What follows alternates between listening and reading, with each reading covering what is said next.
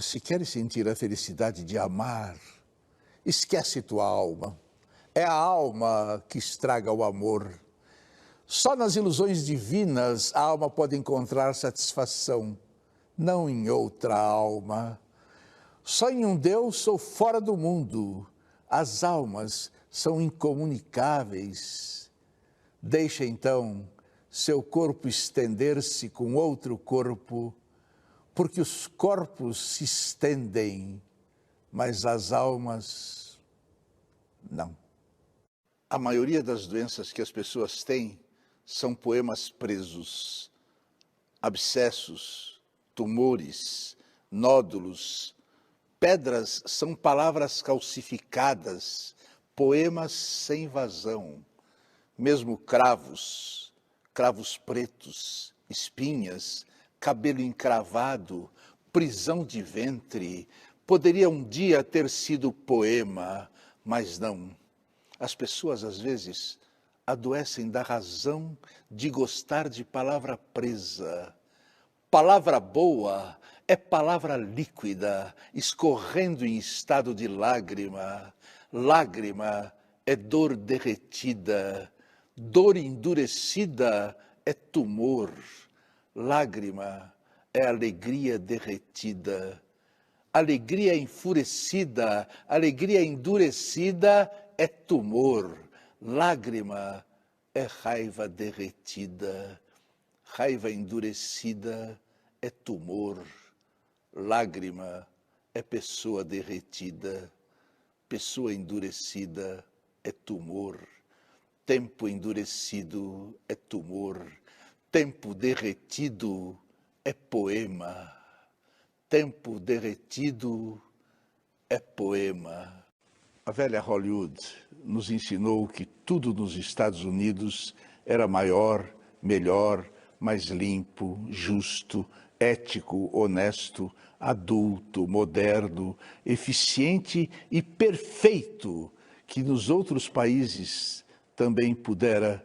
Os americanos eram o povo mais bonito, forte, corajoso, engenhoso e talentoso do mundo.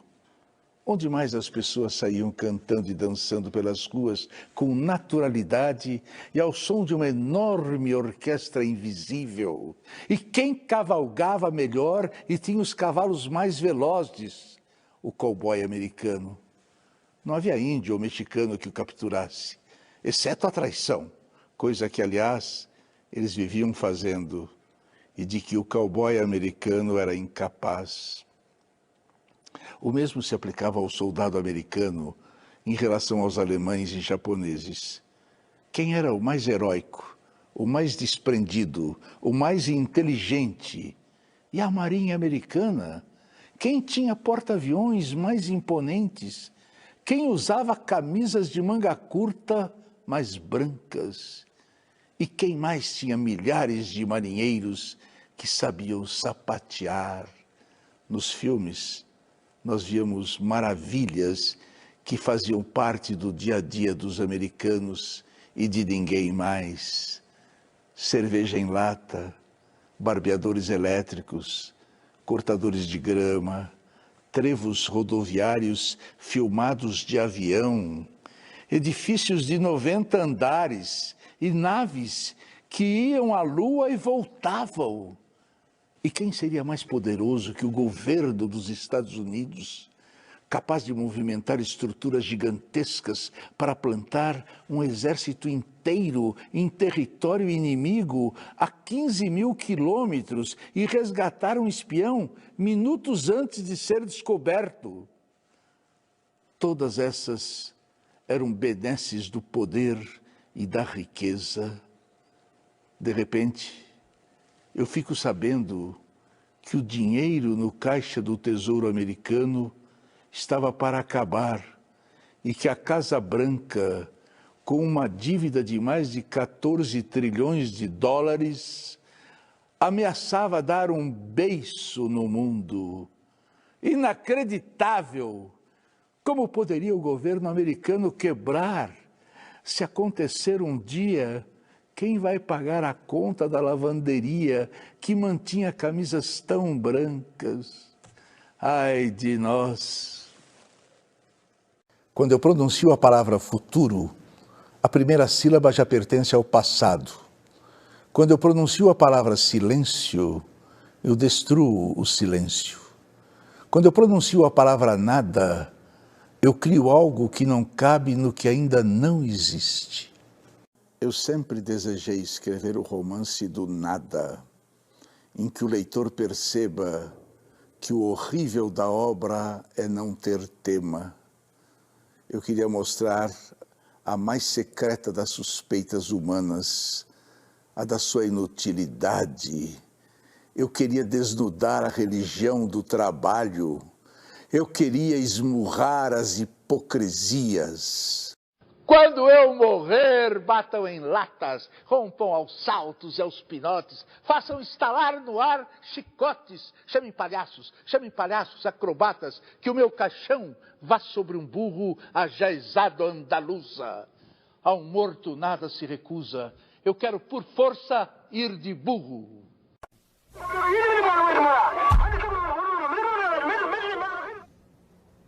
Não quero nada. Não quero nada. Já disse que não quero nada. Não me venham com conclusões. A única conclusão é morrer. Não me tragam estéticas, não me falem em moral. Tire-me daqui a metafísica. Não me apregoem sistemas completos. Não me enfileirem em conquistas das ciências, Deus meu, das ciências, das artes, da civilização moderna. Que mal fiz eu aos deuses todos? Se tem a verdade, guardem-na. Eu sou um técnico, mas tenho técnica só dentro da técnica. Fora disso, eu sou doido, com todo direito a selo, viram? Não me massem, por amor de Deus. Queriam-me casado, fútil, cotidiano, tributável. Queriam-me o contrário disto, o contrário de qualquer coisa. Se eu fosse outra pessoa, fazia-lhes a todos à vontade. Assim como sou, tenham paciência. Vão para o diabo sem mim. Ou deixem-me ir sozinho para o diabo. Para que havemos de ir juntos? Não me peguem no braço. Não me peguem no braço, eu não gosto que me peguem no braço. Eu quero ser sozinho. Eu já disse que sou sozinho. Ah, que maçada quererem que eu seja da companhia. Deixe-me em paz. Eu não tardo, que eu nunca tardo. E enquanto tarda o abismo e o silêncio, eu quero estar sozinho. Eu escolho meus amigos, não pela pele ou outro arquétipo qualquer, mas pela pupila. Tem que ter brilho questionador e tonalidade inquietante.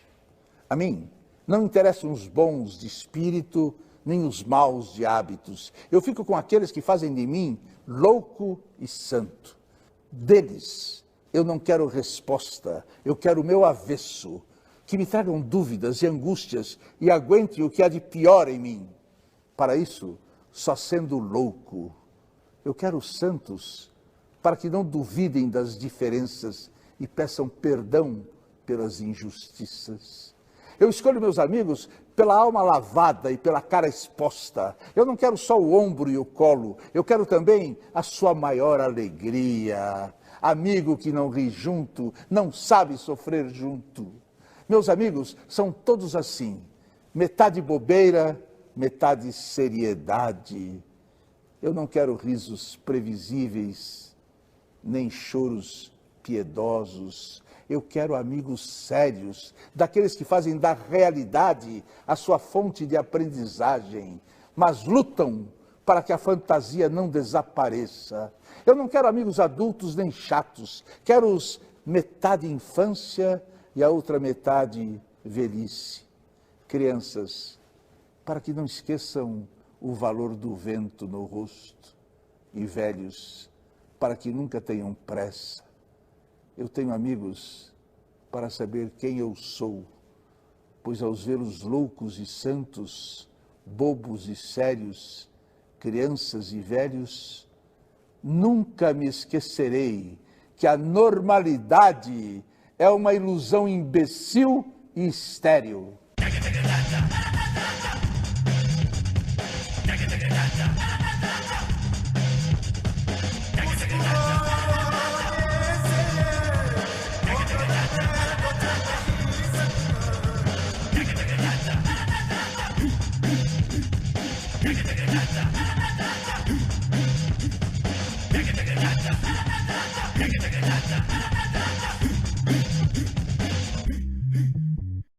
coragem, coragem.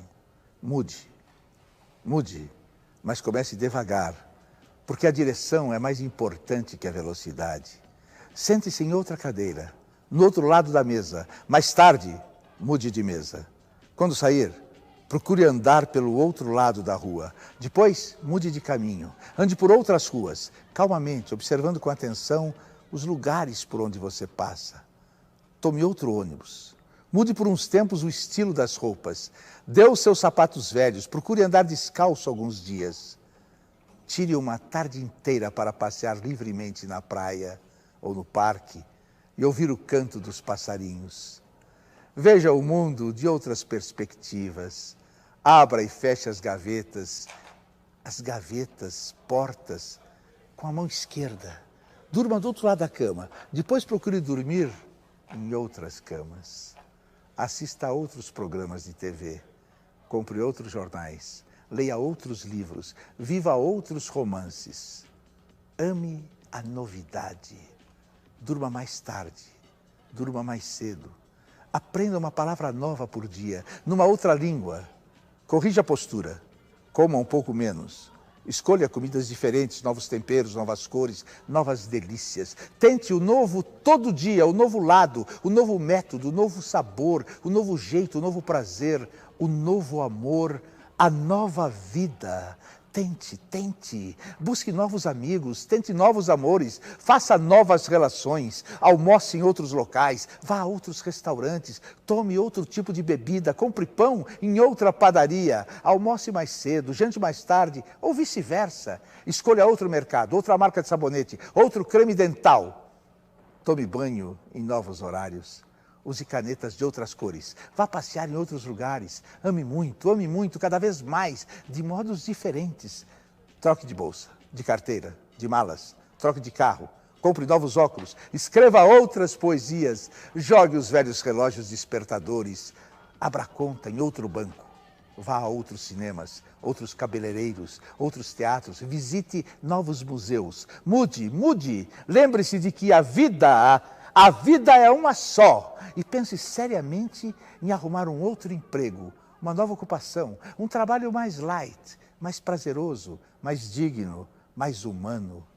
Se você não encontrar razões para ser livre, invente-as.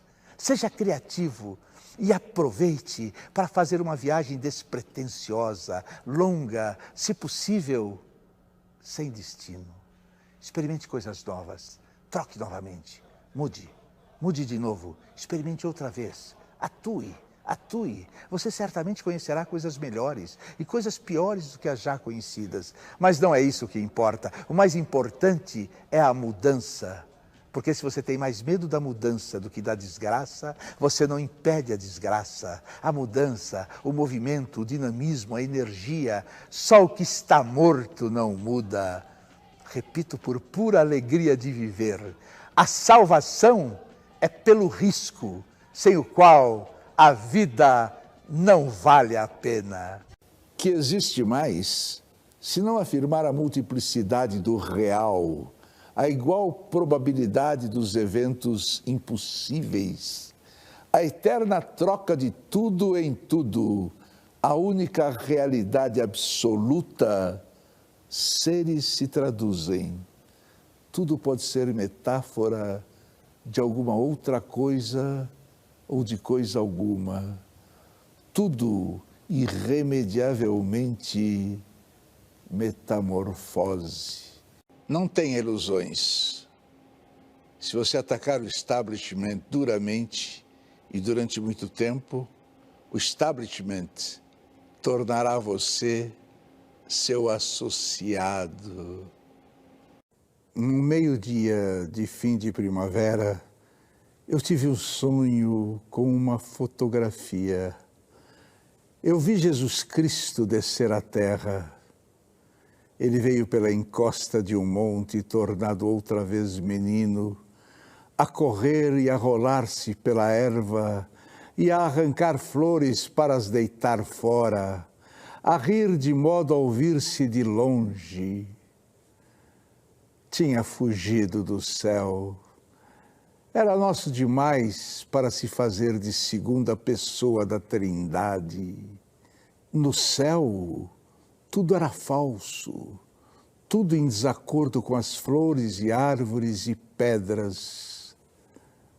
No céu, tinha que estar sempre sério e de vez em quando se tornar outra vez homem e subir para a cruz, estar sempre a morrer, com uma coroa toda de espinhos e os pés espetados por um prego, e até com um trapo à roda da cintura, como os pretos nas ilustrações. Nem sequer o deixavam ter pai e mãe, como as outras crianças. O seu pai era duas pessoas. Um velho chamado José, que era carpinteiro, e que não era pai dele. E o outro pai era uma pomba estúpida, a única pomba feia do mundo, porque não era do mundo, nem era pomba. E sua mãe não tinha amado antes de o ter. Não era mulher, era a mala em que ele tinha vindo do céu. E queriam que ele, que só nascera da mãe e nunca tivera pai para amar com respeito, pregasse a bondade e a justiça. Um dia que Deus estava dormindo e o Espírito Santo voava, ele foi à Caixa dos Milagres e roubou 3. Com o primeiro, ele fez que ninguém soubesse que ele tinha fugido. Com o segundo, criou-se eternamente humano e menino. Com o terceiro, criou um Cristo eternamente na cruz e deixou pregado na cruz que há no céu e serve de modelo às outras. Depois, fugiu para o sol e desceu pelo primeiro raio que apanhou. Hoje, ele vive na minha aldeia comigo. É uma criança bonita, natural. Limpa o nariz com o braço direito, chapinha nas poças de água, colhe as flores e gosta delas e esquece-as. Atira pedras aos burros, rouba a fruta dos pomares e foge a chorar e a gritar dos cães. E porque sabe que as raparigas não gostam e que toda a gente acha graça, ele corre atrás delas pelas estradas e levanta-lhes as saias. A mim, ensinou-me tudo. Ensinou-me a olhar para as coisas. Aponta-me todas as coisas que há nas flores. E depois, cansado, o menino Jesus adormece nos meus braços e eu o levo para casa. Ele mora comigo na minha casa a meio do outeiro. Ele é a eterna criança, o Deus que faltava. Ele é o humano, ele é o divino que sorri e brinca. E por isso é que eu sei com toda certeza que ele é o menino Jesus verdadeiro. Damos-nos tão bem um com o outro, que vivemos juntos os dois com um acordo íntimo, como a mão direita e a esquerda. Depois, eu conto-lhes histórias das coisas só dos homens, e ele sorri, porque tudo é incrível. Ele ri dos reis e dos que não são reis, e tem pena de ouvir falar das guerras, dos comércios e dos navios que deixam fumo no ar dos altos mares. Porque ele sabe que tudo isso falta à verdade. Depois ele adormece. Ele dorme dentro da minha alma e às vezes acorda de noite e brinca com os meus sonhos. Vira uns de pernas para o ar, põe uns em cima dos outros e bate as palmas sozinho, sorrindo para o meu sono. Quando eu morrer, filhinho, seja eu a criança. Pega-me tu ao colo e leva-me para dentro de tua casa. Despe o meu ser cansado e humano e deita-me na tua cama. E conta-me histórias, caso eu acorde, para eu tornar a adormecer. E dá-me sonhos teus para eu brincar, até que nasça qualquer dia que tu sabes qual é. Esta é a história do meu menino Jesus. Por que razão não há de ser ela mais verdadeira que tudo quanto os filósofos pensam e tudo quanto as religiões ensinam? O louva-a-Deus era um comilão dos diabos. Como a maioria dos insetos, ele só pensava em comer e em copular. Passava o dia mastigando tudo que fosse comível, mas quanto a copular, a questão era mais delicada. Ele sabia que a primeira vez que ele copulasse seria também a sua última. Qualquer das fêmeas que por ali rondavam iria devorá-lo após o ato sexual. Por isso, ao louva-a-Deus, só restava a masturbação e comer o mais que ele pudesse antes que fosse comido.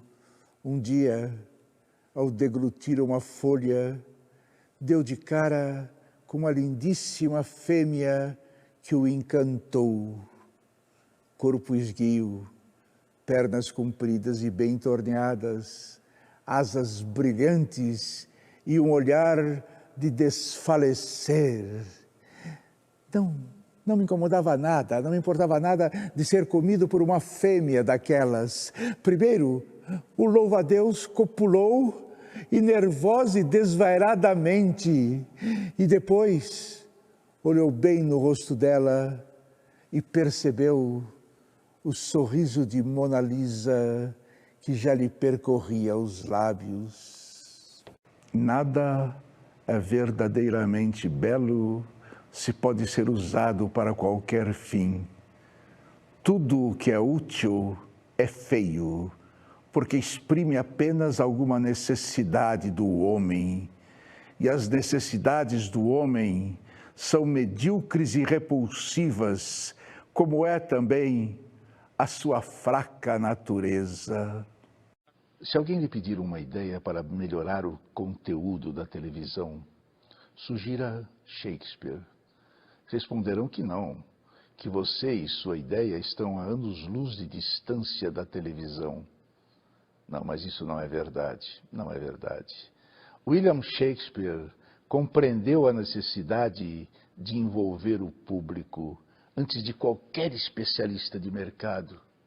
Shakespeare utilizava todas as maneiras e artifícios para atrair e manter a audiência. Assassinatos, sexo, duelos, apostas, suicídios, fantasmas, bruxas, raios, trovões, música, romances, palhaços, figurinos e mistério. Ele sabia que a experiência emocional é fundamental em um bom drama. Shakespeare já fazia, há mais de 400 anos, com muito mais talento, o que a televisão faz hoje. Fernando Pessoa, Fernando Pessoa. Realmente o grande poeta que influenciou toda a minha geração. Um dos maiores poetas de todos os tempos, escreveu um dos maiores poemas da língua portuguesa, Tabacaria. Não deve haver nem em Lisboa um programa de televisão que tenha dito Fernando Pessoa mais do que nós aqui em Provocações. Mas nunca tínhamos dito inteiro Tabacaria, esse grande poema da língua portuguesa. Nunca, mas só até hoje. Vocês vão ouvi-la.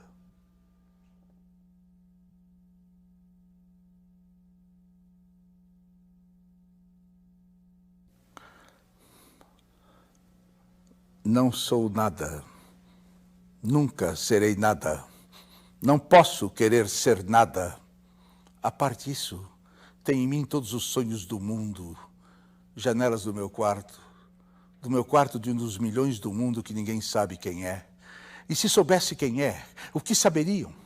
Dais para o mistério de uma rua cruzada constantemente por gente, para uma rua inacessível a todos os pensamentos, real, impossivelmente real, certa, desconhecidamente certa, com o mistério das coisas por baixo das pedras e dos seres, com a morte a pôr umidade nas paredes e cabelos brancos nos homens, com o destino a conduzir a carroça de tudo pela estrada do nada.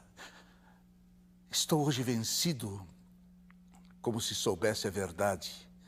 Estou hoje lúcido, como se estivesse para morrer, e não tivesse mais irmandade com as coisas, senão uma despedida, tornando-se esta casa e este lado da rua a fileira de carruagem de um comboio, e uma partida pitada de dentro da minha cabeça, e uma sacudidela dos meus nervos, e um ranger de ossos na ida. Estou hoje perplexo, como quem pensou, e achou, e esqueceu. Estou hoje dividido entre a lealdade que devo à tabacaria do outro lado da rua, como coisa real por fora, a sensação de que tudo é sonho, como coisa real por dentro. Falhei em tudo. Como não fiz propósito nenhum, talvez tudo fosse nada. A aprendizagem que me deram, eu desci dela pela janela das traseiras da casa, eu fui até o campo com grandes propósitos, mas lá encontrei só ervas e árvores. E quando havia gente, era igual a outra. Saio da janela, sento-me numa cadeira. Em que hei de pensar? Que sei eu do que serei? Eu que não sei o que sou. Ser o que eu penso? Mas eu penso ser tanta coisa, e há tantos que pensam ser a mesma coisa, que não pode haver tantos. Gênio? Neste momento, 100.000 cérebros se concebem em sonhos gênios como eu, e a história não marcará, quem sabe, nenhum, nem haverá senão estrume de tantas conquistas futuras. Não creio em mim. Não creio em mim. Em todos os manicômios há doidos malucos com tantas certezas, e eu, que não tenho nenhuma certeza, sou mais certo ou menos certo? Não, nem em mim.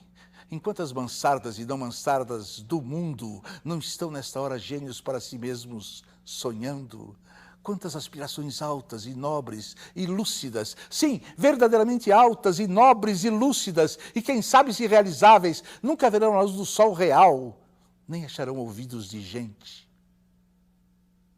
O mundo é para quem nasce para o conquistar, e não para quem sonha que pode conquistá-lo, ainda que tenha razão. Tenho sonhado mais do que Napoleão fez.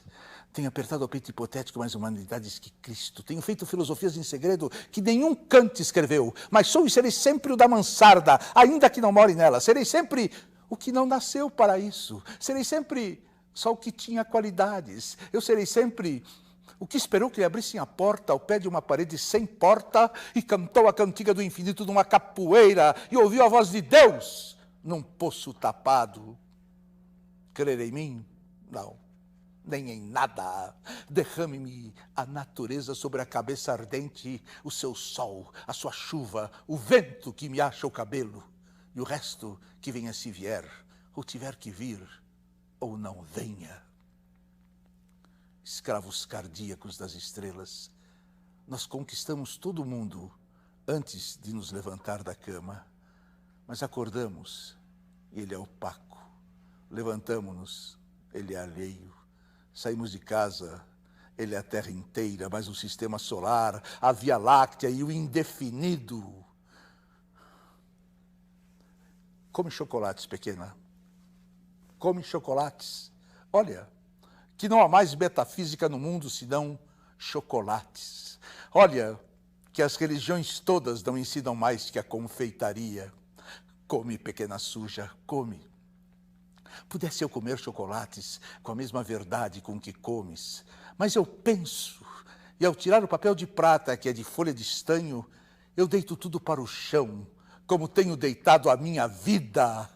Mas ao menos fica da amargura do que nunca serei a caligrafia rápida destes versos.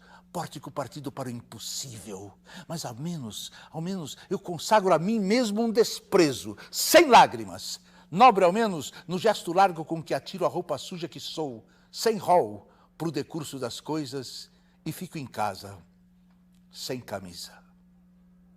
Tu que consolas, que não existes e por isso consolas, ou deusa grega concebida como estátua que fosse viva, ou patrícia romana impossivelmente nobre, nefasta, ou cocote célebre do tempo de nossos pais, tudo isso, seja o que for que sejas, se podes inspirar, que inspire. Meu coração é um balde despejado.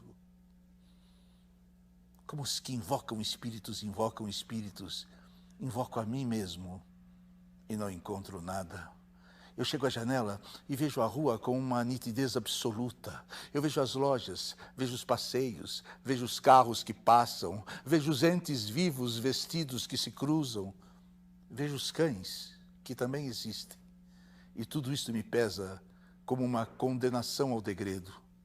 E tudo isso é estrangeiro, como tudo.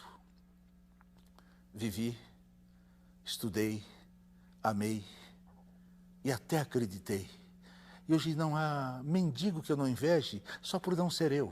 Eu olho a cada um os andrajos, as chagas, a mentira e penso, talvez nunca vivesses, nem estudasses, nem amasses, nem acreditasses, porque é possível fazer a realidade de tudo isto sem fazer nada disso.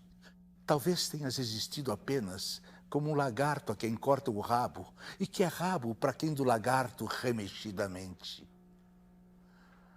Fiz de mim o que eu não soube, e o que eu podia fazer de mim, não fiz. A roupa que eu vesti era errada. Conheceram-me logo por quem eu não era, e não desmenti, e perdi-me. Quando quis tirar a máscara, estava pegada a cara. Quando atirei e me vi ao espelho, já tinha envelhecido. Estava bêbado, já não sabia vestir a roupa que eu não tinha tirado. Deitei fora a máscara e dormi no vestiário como um cão, tolerado pela gerência por ser inofensivo. E vou escrever essa história para provar que eu sou sublime. Essência musical dos meus versos inúteis. Quem me dera encontrar-me como coisa que eu fizesse e não ficasse sempre defronte da tabacaria de defronte, calcando aos pés a consciência de estar existindo como um tapete em que um bêbado tropeça ou um capacho que os ciganos roubaram e não valia nada. Mas o dono da tabacaria chegou à porta, ficou à porta. Eu olho com o desconforto da cabeça mal voltada e com o desconforto da alma mal entendendo. Ele morrerá, eu morrerei. Ele deixará tabuleta, eu deixarei versos. A certa altura, morrerá a tabuleta também, e os versos também. Depois de certa altura, morrerá a rua onde esteve a tabuleta e a língua em que foram escritos os versos. Morrerá depois o planeta gigante em que tudo isso se deu. Em outros satélites de outros sistemas, qualquer coisa como gente continuará fazendo coisas como versos e vivendo por baixo de coisas como tabuletas. Sempre uma coisa defronte da outra. Sempre uma coisa tão inútil como a outra. Sempre o impossível tão estúpido como o real. Sempre o mistério do fundo, tão certo como o sono de mistério da superfície. Sempre isto, ou sempre outra coisa, ou nem uma coisa e nem outra. Mas um homem entrou na tabacaria para comprar tabaco e a realidade plausível cai de repente em cima de mim. Semergo-me enérgico, convencido, humano, e vou tensionar escrever esses versos em que digo o contrário. Acendo um cigarro ao pensar em escrevê-los e saboreio no cigarro a libertação de todos os pensamentos. Eu sigo o fumo como uma rota própria e gozo, no momento sensitivo e competente, a libertação de todas as especulações e a consciência de que a metafísica é uma consequência de se estar mal disposto. Depois, eu deito-me para trás na cadeira e continuo fumando. Enquanto o destino me conceder, eu continuarei fumando. Se eu casasse com a filha da minha lavadeira, talvez fosse feliz. Visto isto, eu levanto-me da cadeira, vou até a janela. O homem saiu da tabacaria, metendo o troco na algibeira das calças. Conheço. É o Esteves, sem metafísica. O dono da tabacaria chegou à porta.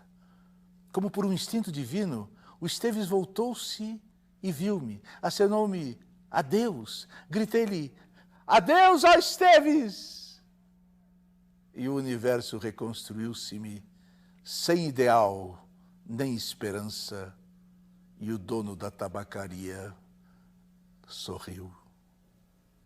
Talvez, quem sabe um dia, por uma alameda do zoológico, ela também chegará. Ela, que também amava os animais, entrará sorridente, assim como está a foto sobre a mesa. Ela é tão bonita que na certa eles a ressuscitarão. O século 30 vencerá o coração destroçado já pelas mesquinharias.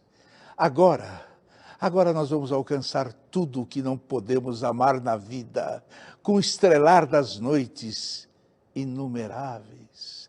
Ressuscita-me, ainda que mais não seja porque sou poeta e ansiava o futuro. Ressuscita-me, lutando contra as misérias do cotidiano. Ressuscita-me, por isso ressuscita-me. Quero acabar de viver o que me cabe, minha vida, para que não mais existam amor e cerviz. Ressuscita-me, para que ninguém mais tenha de sacrificar-se por uma casa, um buraco. Ressuscita-me, para que a partir de hoje, a família se transforme e o pai seja pelo menos o universo e a mãe seja no mínimo a terra. Um dia, tudo será memória. As pessoas que andam naquela rua, as gentis, as sábias, as más, todas terão memória. O mendigo que passa sem o cão, o ginasta, a mãe, o bobo, o cético, a turista, Deus, inclusive, regendo o fim das coisas memoráveis, também será a memória. Deus e os pardais, os grandes esqueletos do Museu Britânico e todo sofrimento serão memória. Eu, sentado aqui, serei só esses versos que dizem haver um eu sentado aqui. Viver é muito perigoso, porque aprender a viver é que é o viver mesmo. Travessia perigosa, mas é da vida, sertão que se alteia e se abaixa. O mais difícil não é ser bom e proceder honesto. Dificultoso mesmo é saber definir o que quer e ter o poder de ir até o rabo da palavra. Eu desejo um mundo de homens e mulheres, de árvores que não falem, porque já existe conversa demais no mundo, de rios que levem a gente a lugares, não rios que sejam lendas, mas rios que ponham a gente em contato com outros homens e mulheres, com a arquitetura, com as plantas, com os animais. Eu desejo rios que façam oceanos, como Shakespeare, Dante, rios que não sequem no vazio do passado, oceanos sim, tenhamos novos oceanos que apaguem o passado, tenhamos um mundo de homens e mulheres com dínamos entre as pernas, um mundo de fúria natural, de paixão, ação, drama, sonhos, loucura, um mundo que produza êxtase e não peidos secos. Eu creio hoje, mais do que nunca, que é preciso procurar fragmentos, lascas, unhas dos dedos, unhas dos pés, tudo quanto seja capaz de ressuscitar o corpo e a alma. Mergulhar a palavra suja em água sanitária. Depois de 2 dias de molho, coarar ao sol do meio-dia. Algumas palavras, quando alvejadas ao sol, adquirem consistência de certeza. Por exemplo, a palavra vida. Existem outras, e a palavra amor é uma delas, que são muito encardidas pelo uso, o que recomenda esfregar e bater insistentemente na pedra, depois enxaguar em água corrente. São poucas as que resistem a esses cuidados, mas existem aquelas. Dizem que limão e sal tira sujeira difícil, mas nada. Toda tentativa de lavar a piedade foi sempre em vão. Agora, eu nunca vi palavra tão suja como perda, perda e morte. Na medida em que são alvejadas, elas soltam um líquido corrosivo que atende pelo nome de amargura, que é capaz de esvaziar o vigor da língua. O aconselhado desse caso é mantê-la sempre de molho em um amaciante de boa qualidade. Agora, se o que você quer é somente aliviar as palavras do uso diário, pode usar simplesmente sabão em pó e máquina de lavar. O perigo, neste caso, é misturar palavras que mancham no contato com as outras. Culpa, por exemplo. A culpa mancha tudo o que encontra e deve ser sempre alvejada sozinha. Outra mistura pouco aconselhada é amizade e desejo, já que desejo, sendo uma palavra intensa, quase agressiva, pode, o que não é inevitável, esgarçar a força delicada da palavra amizade. Já a palavra força cai bem em qualquer mistura. Outro cuidado importante é não lavar demais as palavras, sob o risco de perderem o sentido. A sujeirinha cotidiana, quando não é excessiva, produz uma oleosidade que dá vigor aos sons. Muito importante na arte de lavar palavras é saber reconhecer uma palavra limpa. Conviva com a palavra durante alguns dias. Deixe que se misture em seus gestos, que passeie pela expressão dos seus sentidos. À noite, permita que se deite, não ao seu lado, mas sobre o seu corpo. Enquanto você dorme, a palavra plantada em sua carne, ela prolifera em toda a sua possibilidade. Se puder suportar essa convivência, até não mais perceber a presença dela, então você tem uma palavra limpa. Uma palavra limpa é uma palavra possível. É bem possível que estejamos bem. Nossa cabeça em ordem, os órgãos e a cabeça em ordem. O futuro, os órgãos e a cabeça em ordem. O futuro talvez não, só a cabeça e os órgãos. Nem tanto assim, os órgãos quem sabe, só a cabeça.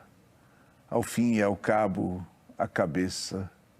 É quase certo que sim, é bem possível, deve ser. Essa cidade me irrita profundamente. É uma merda de cidade, alguém tem que dizer isso. Eu não sei como consegui viver aqui 10 anos. 10 anos inteiramente jogados no lixo. Eu não viria aqui nunca mais, eu me prometi. Nunca mais volto àquela merda de cidade, aquela merda de gente, aquela merda que eles chamam de televisão, e aquela outra merda, menos fedida, mas muito fedida também, que eles chamam de teatro. Eu não deveria ter vindo. Foi tudo uma sucessão de erros, uma cilada, agora eu sei. Leila morreu, se matou. Eu tive vontade de perguntar, que Leila? Eu sabia quem era, mas pensei que ela já tinha morrido. 20 anos sem ver aquela gente toda, os maravilhosos, a classe artística, os artistas. Eu peguei nojo dessa palavra, nojo. Eu não podia ver essa gente. Há 20 anos eu rompi com isso. Eu não quero nada com essas pessoas. Eu não as odeio inteiramente, porque elas não existem por inteiro. Eu odeio os detalhes, os cacos que elas são. Essa mania repulsiva de pegar na gente, o jeito de dizer, adorei, lindo o seu trabalho, uma experiência maravilhosa. Eu não entendo como alguém pode ficar repetindo isso uma vida inteira. E sorriem, e se abraçam, e se beijam, e se aplaudem. Eu não deveria ter vindo. Foi uma cilada. Eu queria sair do cemitério à francesa, mas o casal Vila Verde me atacou, comovidos com a morte de Leila. Talentosa Leila. Ela disse, pessoas como a Leila não morrem. Se matam, completei. Pessoas como a Leila não morrem, se matam. Eu disse agressivo. Eu não suportaria aquela imbecil forjar um Leila Lives. Aproveitaram minha dor para o convite. Eu sei que ir a uma estreia teatral nessa cidade é cair diretamente no esgoto dessa cidade. E o casal Vila Verde é tudo que eu tenho evitado nesses últimos 20 anos. Eu disse, claro, será um prazer. Eu nunca frequentei restaurantes frequentados por atores. Geralmente, a comida é ruim. Agora estou aqui. Artistas famosos, eles se sentem. Gente de teatro, televisão, cinema, escritores. Artistas famosos. O jantar para comemorar a estreia de Vila Verde em O Pato Selvagem, de Ibsen. Eu calculo ter aqui à minha volta uns 50 maravilhosos artísticos. Artísticos. É assim que eu gosto de chamá-los. Os artísticos, eles acreditam que, porque fizeram um nome, montaram algumas peças, publicaram livros, apareceram em novelas, as suas ideias vivem nos cadernos culturais, nos debates televisivos, e porque a Air France, a Shell, a Secretaria de Cultura, a nojenta Secretaria de Cultura, lhes concedeu todos os prêmios possíveis, por causa disso eles acreditam que se tornaram alguma coisa. Eu acho engraçado alguém achar que é alguma coisa nesse país. Até hoje superei todos os jantares artísticos. Eu só tenho que me defender de todos, especialmente dos televisivos, que gostam de atacar autores, mesmo que os considerem decadentes, e elogiá-los, porque sempre há um risco de autores decadentes na TV saírem da merda. Os atores jantam só à meia-noite, ou bem depois da meia-noite. Quem estiver com eles, que se foda. Vila Verde é um idiota teatral completo. A verdade é que eu sempre odiei atores, e atores televisivos como Vila Verde, que se diz teatral, mas é absolutamente televisivo, e atores televisivos provocam em mim um ódio especial. Ele é o melhor exemplo do que eu considero o anti-artista, totalmente desprovido de técnica, de espírito, de qualquer outra coisa. Tudo despedaça e tudo aniquila. Ibsen, Shakespeare, qualquer um tomba como vítima dos carniceiros da televisão. Mas aqui nesse país, um ator de televisão é o máximo. Ser conhecido de um ator de televisão, ou jantar num restaurante com um ator de televisão, é simplesmente o máximo. Principalmente se o televisivo também for teatral. Os atores televisivos não entendem nada da arte teatral. Quando muito, se dão bem nessas repulsivas comédias, cuja burrice é insuportável, explorando a burrice teatral desse país, com aqueles gritalhões sem graça, da mais absoluta falta de inteligência. A televisão não forma atores, não forma porra nenhuma. A televisão é uma terrível máquina de aniquilação de gênios, uma horrorosa instituição para arruinar talentos. Essa é a verdade. E os televisivos, aniquilados e mortos pela televisão, pensam que conseguiram alguma coisa por causa de 2 ou 3 novelinhas. Eles trocam a vida pela televisão. Machuca muito a falta de inteligência dos nossos atores. Isto aqui é o sul da América, ninguém se lembra disso. Nós somos todos Juanitos. Juanitos del Arte, zeros da arte. Nós somos a tragédia artística, que não tem nada em comum com a arte, a não ser a opção pelas festas artísticas, que definitivamente não é uma opção artística. O que eu quero dizer é que a arte morreu. Ninguém se preocupa com a arte. A arte morreu porque a arte está nas mãos de burocratas que não entendem nada sobre a morte da arte. Preparam um jantar artístico e caímos na armadilha. Somos fracos. Estamos sempre caindo em armadilhas. Eu tenho uma teoria. O homem, quando lambe a fama, perde o caráter. É isso. Você fica famoso e o problema da fama é que ela faz você acreditar no que os outros dizem de você. Você entra naquela paisagem, é azul, e você vai escorregando naquela lama azul, vai rolando ladeira abaixo até se fuder completamente. Eu não posso dizer que eu demorei para aprender a lição. Eu aprendi rápido, mas aprendi e fazia tudo para esquecer no dia seguinte. Esse era o problema. O sucesso, isso é uma regra. O sucesso não pode durar. O sucesso exige algumas coisas. Exige a queda, basicamente a queda. E elas, as pessoas que acham que você é um sucesso, elas exigem que você caia no abismo. Uma queda lenta. Elas querem continuar se divertindo. Elas exigem isso. Exigem que você dê uma despirocada. Exigem que você beba, que você tenha problemas com a droga. É bom também que você tenha problemas com a polícia por causa do problema da droga. Exigem que você entre e saia muitas vezes de clínicas para malucos. Clínica de reabilitação. Eles gostam disso. Não porque você está tentando sair da merda, mas porque eles estão tendo a oportunidade de sentir dó de você. Isso é o melhor para eles. A compaixão. Você precisa fazer tudo isso. O sucesso exige essas coisas. E você precisa se matar também. Isso também faz parte do sucesso. Nesse sentido, a minha carreira foi perfeita. Eu segui o manual certinho. Só faltava me matar.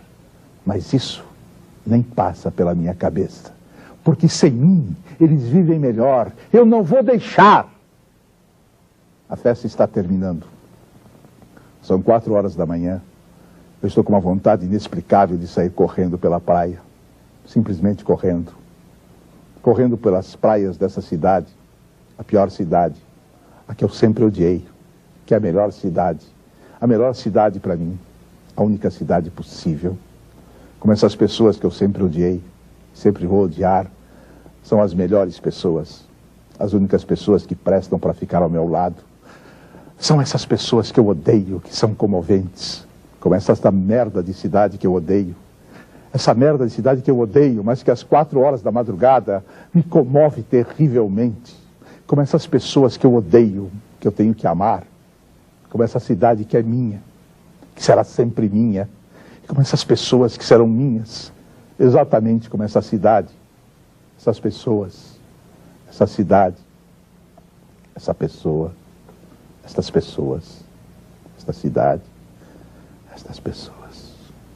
Quem teve a ideia de cortar o tempo em fatias, a que se deu o nome de ano, foi um indivíduo mercadologicamente genial. Ele industrializou a esperança, fazendo-a funcionar no limite da exaustão. 12 meses dão para qualquer pessoa se cansar e entregar os pontos. Aí entra o chamado milagre da renovação. E tudo começa outra vez, com outro número e outra vontade de acreditar que daqui para diante vai ser diferente. Olhe para todos a seu redor e veja o que temos feito de nós. Não temos amado acima de todas as coisas. Não temos aceito o que não entendemos, porque não queremos passar por tolos. Nós temos amontoado coisas, mas não temos um ao outro. Nós não temos nenhuma alegria que já não esteja catalogada. Nós temos construído catedrais e ficado do lado de fora, pois as catedrais que nós mesmos construímos, nós tememos que sejam armadilhas.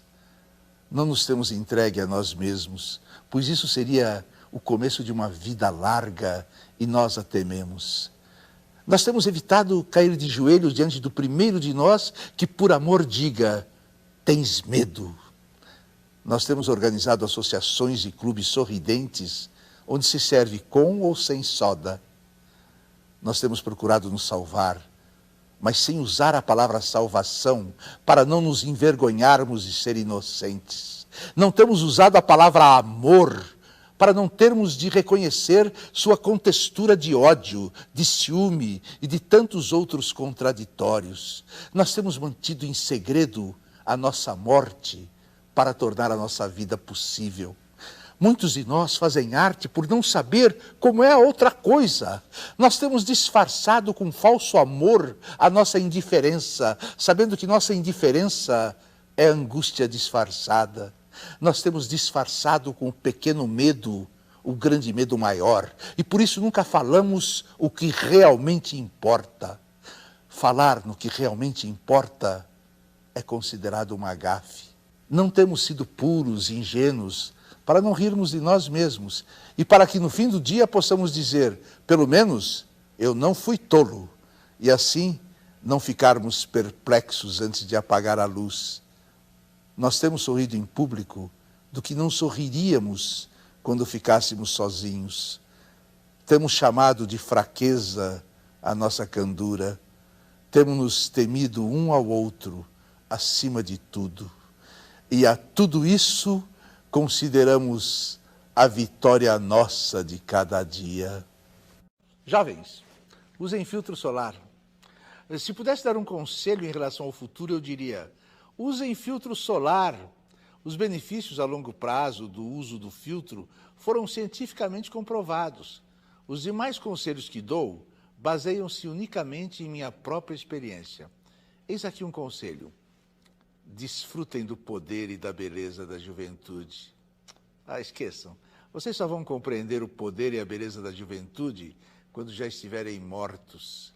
Mas acreditem em mim, dentro de 20 anos, vocês olharão suas fotos e compreenderão, de um jeito que não podem compreender agora, quantas oportunidades se abriram para vocês, eram realmente fabulosas. Vocês não são tão gordos quanto imaginam. Não se preocupem com o futuro, ou se preocupem se quiserem, sabendo que a preocupação é tão eficaz quanto tentar resolver uma equação de álgebra mascando chiclete. É quase certo que os problemas realmente importantes em sua vida são aqueles que nunca passaram por sua mente, tipo aqueles que tomam conta de vocês às 4 da tarde, em alguma terça-feira ociosa. Todos os dias, façam alguma coisa assustadora. Cantem. Não tolerem aqueles que agem de forma irresponsável em relação a vocês. Relaxem, relaxem. Não percam tempo com inveja. Algumas vezes vocês ganham, outras vezes vocês perdem. Lembrem-se dos elogios que recebem. Esqueçam os insultos. Se conseguirem fazer isso, me digam, por favor, como. Eu quero aprender. Guardem suas cartas de amor. Joguem fora seus velhos extratos bancários. Estiquem-se. Não sintam culpa por não saberem muito bem o que querem da vida. As pessoas mais interessantes que eu conheço não tinham, aos 22 anos, nenhuma ideia do que fariam na vida. Algumas pessoas interessantes de 40 anos que eu conheço ainda não sabem. Tomem bastante cálcio. Sejam gentis com seus joelhos. Vocês sentirão falta deles quando não funcionarem mais. Talvez vocês se casem, talvez não. Talvez tenham filhos, talvez não. Talvez se divorciem aos 40. Talvez dancem uma valsinha quando fizerem 75 anos de casamento. O que quer que façam, não se orgulhem, nem se critiquem demais. Todas as suas escolhas têm 50% de chances de dar certo, como as escolhas de todos os demais. Curtam seu corpo de maneira que puderem. Não tenham medo dele ou de que outras pessoas pensem dele. Ele é seu maior instrumento. Dancem, mesmo que o único lugar que vocês tenham para dançar seja a sua sala de estar. Leiam todas as indicações, mesmo que não as sigam. Não leiam revistas de beleza. A única coisa que elas fazem é mostrar vocês como pessoas feias. Saibam entender seus pais. Vocês não sabem a falta que vão sentir deles. Sejam agradáveis com seus irmãos. Eles são seu melhor vínculo com o passado. E no futuro, dificilmente deixarão vocês na mão. Entendam que amigos vão e vêm, mas que alguns deles são preciosos, que vocês têm de guardá-los com carinho. Trabalhem duro para transpor os obstáculos geográficos da vida, porque quanto mais vocês envelhecem, tanto mais precisam das pessoas que lhes conheceram na juventude. Morem na capital, mas mudem-se antes que a cidade lhes endureça. Morem no interior, mas mudem-se antes que vocês se amoleçam. Viajem, aceitem certas verdades eternas. Os preços sempre vão subir. Os políticos são todos mulherengos. Vocês também vão envelhecer. E quando envelhecerem, vão fantasiar que quando eram jovens, tudo era mais barato. Os políticos eram nobres de alma, e as crianças respeitavam os mais velhos. Respeitem as pessoas mais velhas. Não esperem apoio de ninguém.